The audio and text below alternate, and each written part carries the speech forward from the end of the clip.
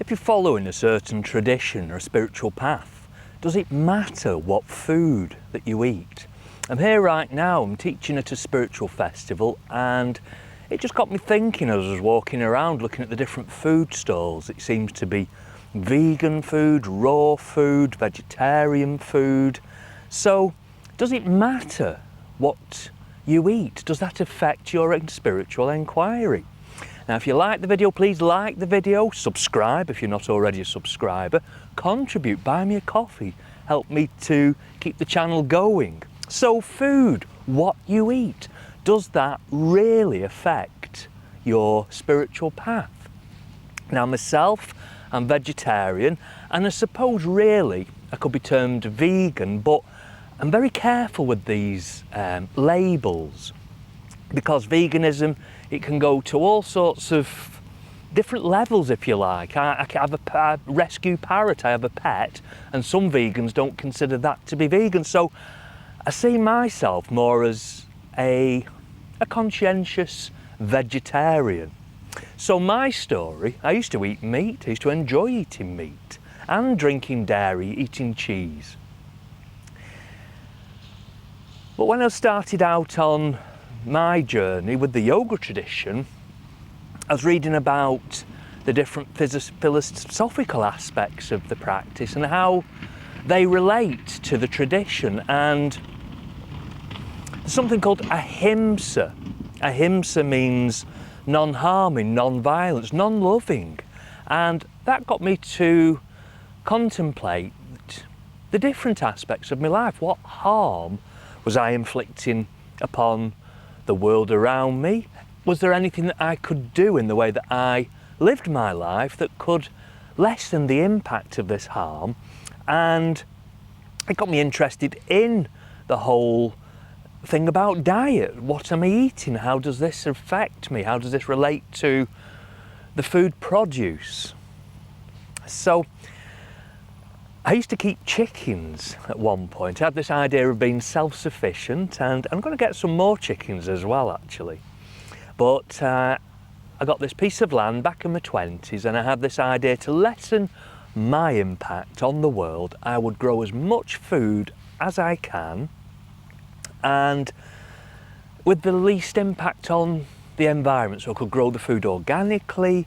And anyway, it turns out it's a lot more difficult than it appears. It is a full-time job, I found, almost, to be tending this plot of land and keeping chickens, bees, and I eat honey. So again, a lot of vegans don't eat honey, so it's difficult, complicated even with these different definitions. So I'm keeping chickens, and at that point I wasn't eating meat really. But then I decided to breed the chickens, and what happens when you breed chickens, it's an amazing little realisation that from these eggs you get the cutest fluffy little chicks you've ever seen in the world. And so I got this collection of chicks that I'd reared. Obviously I had a cockerel, so the eggs that I ate were fertile. And so I had all these little chicks, but within no time at all, the little chicks start to develop, they start to grow, and then it becomes apparent that some of the little chicks are hens, some of the little chicks are cockerels. And as they got older, they started to, and I mean just a few weeks older, they start to, shall we say, interrelate with each other, and I knew there was something I had to do. Now, you can't sell a cockerel really. Well, I couldn't, and I find that's the case for other people that keep chickens, because nobody wants one. You only need one cock, if you need one at all, if you've got a flock of hens. So what was I to do with these young cockerels? And I thought the most ethical thing I could do was to eat them myself. So that's just what I did, and it's a real eye-opener. I've eaten meat all my life, and to eat meat is quite a, unless, and we'll talk about this in a little while, but you just go to the supermarket, you pick up a plastic sterile looking tray with cling film over it with your piece of meat there, which you cook, which you eat, which you enjoy. It's as simple as that. Now, when it comes to, I'll say, processing the chickens, which really, you're just running after them at first. You've got to physically run after these birds, and they know. So I'm running after these birds, and they know there's something not good's going to happen. You catch the bird, and then you've got to take a life. Now, my chickens, they've had a really nice life, as much as a good life as I could give a chicken. They were open to the elements, they felt the sun, the wind, they had as much food, a varied diet as they needed to eat, so they had a really good life, but I had to bring that life to an end, and it was quite a harrowing thing. And it's a skill set, how to kill a chicken, pull its neck, and then you process it. You've got to pull the feathers off, you've got to gut it, you've got to take its lungs out, which is basically making an incision and removing the innards, which is quite frankly disgusting. And I was amazed at the amount of waste, and I do know you can use some of the other bits of the bird, but I had this big pile of feathers, guts, the head, the wingtips, the feet on one side, and the actual part that I was eating, if anything, looked smaller than what I was going to disregard. That got me thinking.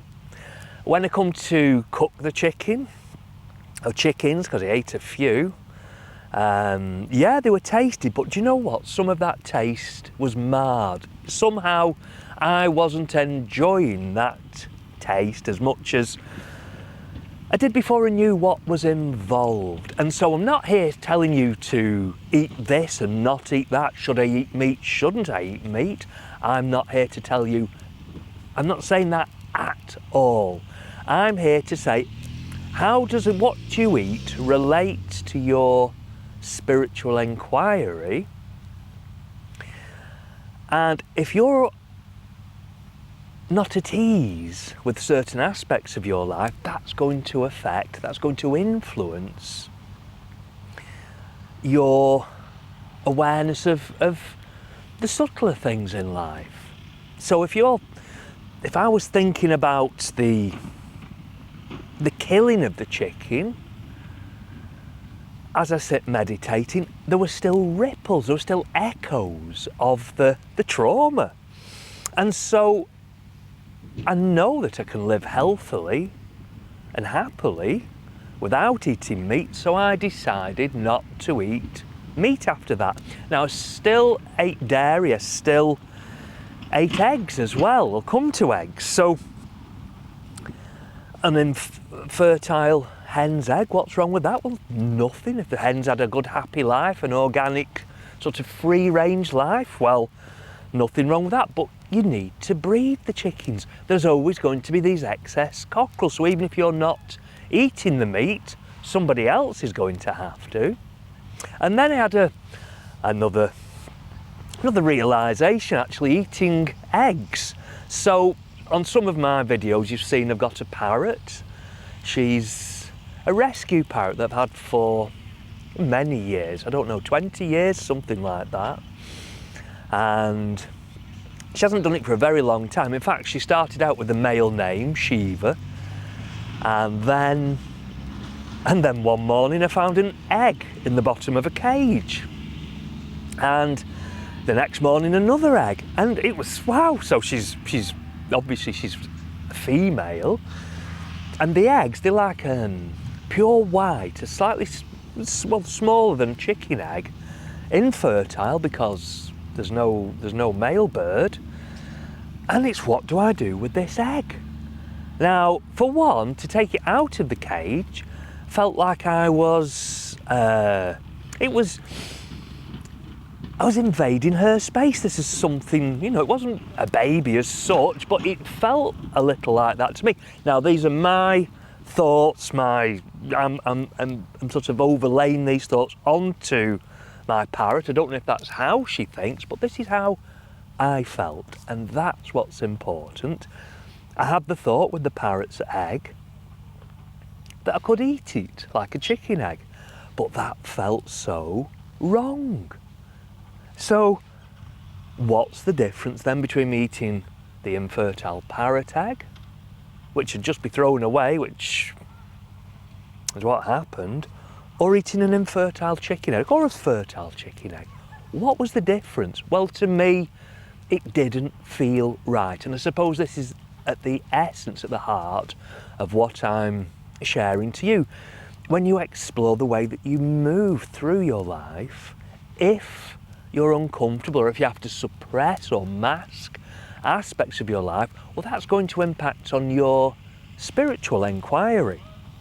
Different religions, different spiritual practices have different dietary regimes.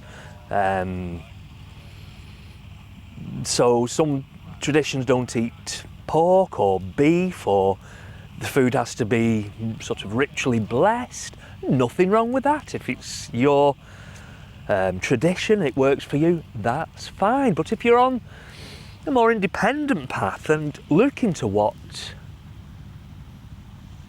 is right, what is wrong, or what doesn't resonate with you, well then this is what I'm here to share.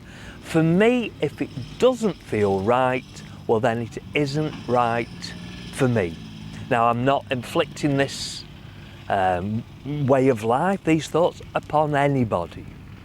But when you sit with yourself, if you just muse, you just ponder for a moment or two about how you could lessen the impact of your life into the world. It's like throwing a pebble into a mill pond, a still mill pond. There are always ripples. Now, do you want negative ripples, ripples of harm, ripples of violence, of hate, or do you want to send out ripples of kindness, joy, love? So this is what to share with you. It's not for me to say, it's for you to feel. Thank you for listening to my words.